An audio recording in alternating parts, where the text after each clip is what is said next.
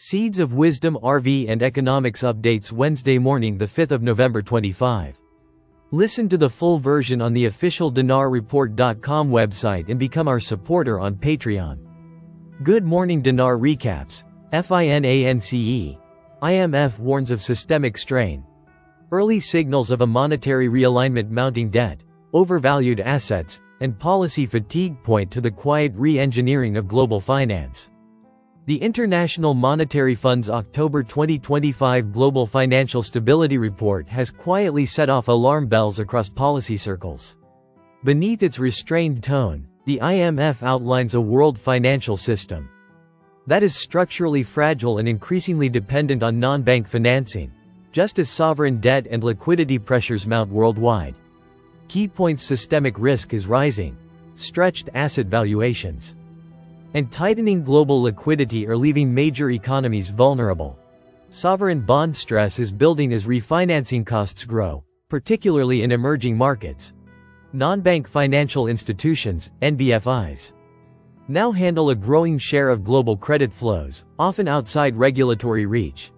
Foreign exchange markets are showing higher volatility as nations hedge against policy divergence and geopolitical uncertainty. These trends, taken together, suggest that the financial architecture built after 2008 is nearing the limits of its stability. Why it matters: the IMF's findings align with broader signals of what analysts are calling Bretton Woods 2.0, a structural monetary reset.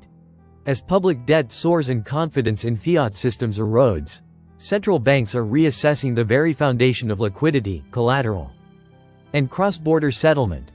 Expect new reserve frameworks emphasizing diversification in digital infrastructure. Monetary policy coordination may shift toward regional blocs rather than global consensus. The US dollar's privileged role is under silent review, even among allies. The world's financial plumbing is being redesigned, not in crisis mode, but through gradual realignment, diplomacy and peace. The quiet currency war, BRICS, Washington, and the struggle for financial influence as alliances shift. Currency diplomacy becomes the new battlefield of global power. In the halls of Beijing, Moscow, and Washington, a subtle but defining struggle is underway, not for territory, but for monetary alignment. This week's diplomatic signals reveal that the United States is pressuring several nations to re-anchor trade and settlements back to the US dollar, countering the BRICS bloc's de-dollarization strategy. Behind these negotiations lies a profound transformation. Financial diplomacy has replaced traditional military leverage.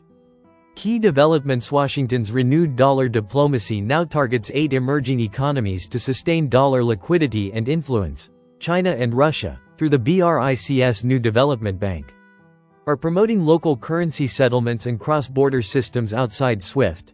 Bilateral trade pacts increasingly bypass the dollar, from energy to tech supply chains. Geoeconomic competition is now the main channel through which global influence is exercised. Why it matters: this is not a passing currency debate. It is a foundational shift in how power is expressed. Financial institutions, trade routes, and reserve choices are now direct tools of diplomacy. A multipolar reserve currency network could weaken traditional sanctions and reshape global credit markets.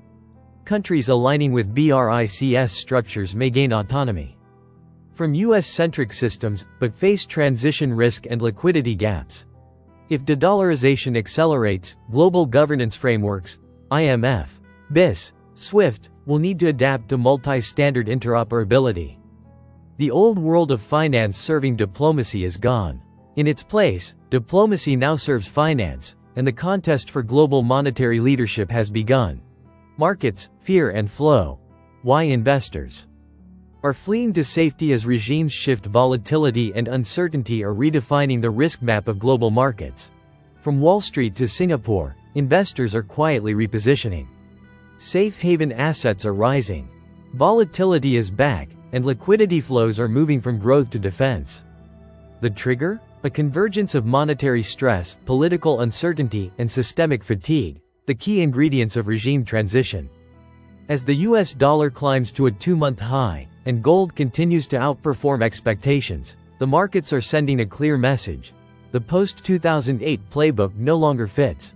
Dollar strength reflects defensive positioning, not confidence. Investors are hedging against policy indecision and fiscal instability. Gold demand has surged as portfolios rebalance toward real assets amid declining trust in paper markets. Bond markets show unusual divergence. Yields signal recession risk even as equities remain inflated by policy inertia. Emerging markets face renewed capital outflows as investors seek shelter in liquidity-rich assets. Why it matters. These patterns are symptomatic of a deeper market recalibration. Behind short-term volatility lies a reordering of how capital perceives safety, growth, and value. Traditional correlations are breaking down. Equities and bonds no longer move inversely, weakening classic risk hedges. Monetary divergence between the US, Europe, and Asia is fragmenting global liquidity, reshaping capital flows. Fear-based allocation is replacing fundamentals as the dominant trading logic, a signal that investors anticipate systemic transition.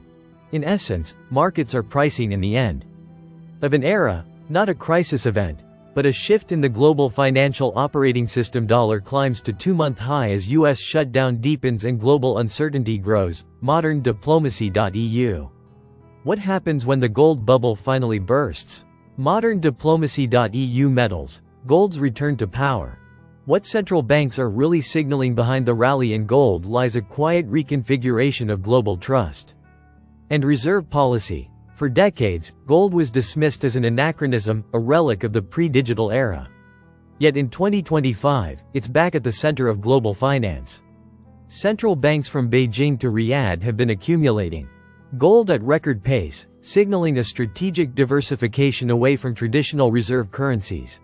The rise in gold is not merely speculative, it's structural. It reflects a deep reassessment of what money and trust mean in a system stretched by debt, currency politics, and digital transition. Key developments. Central banks are net buyers for the third consecutive year, expanding gold's role in sovereign balance sheets. Emerging markets are leading accumulation as insurance against sanctions, FX volatility, and dollar exposure. Analysts warn that the current gold rally is driven less by inflation fears and more by monetary realignment. Private investors mirror the trend. ETFs and vault holdings have risen steadily since mid-2024. Why it matters. Gold's resurgence marks the return of tangible credibility in a digitalizing system. As trust in fiat and debt-based assets erodes, nations are hedging against a future where financial power may fragment across multiple standards. Expect gold to re-emerge as a partial collateral anchor. In cross-border payment systems, a hybrid reserve model, combining metals, digital tokens, and diversified currencies, is becoming plausible. For investors, this signals a structural portfolio rethink. Gold is not a trade, it's a geopolitical hedge. The move by central banks to hard assets is not nostalgia. It's a calculated preparation for a post-fiat monetary environment. Listen to the full version on the official dinarreport.com website and become our supporter on Patreon. Source: Dinar Recaps.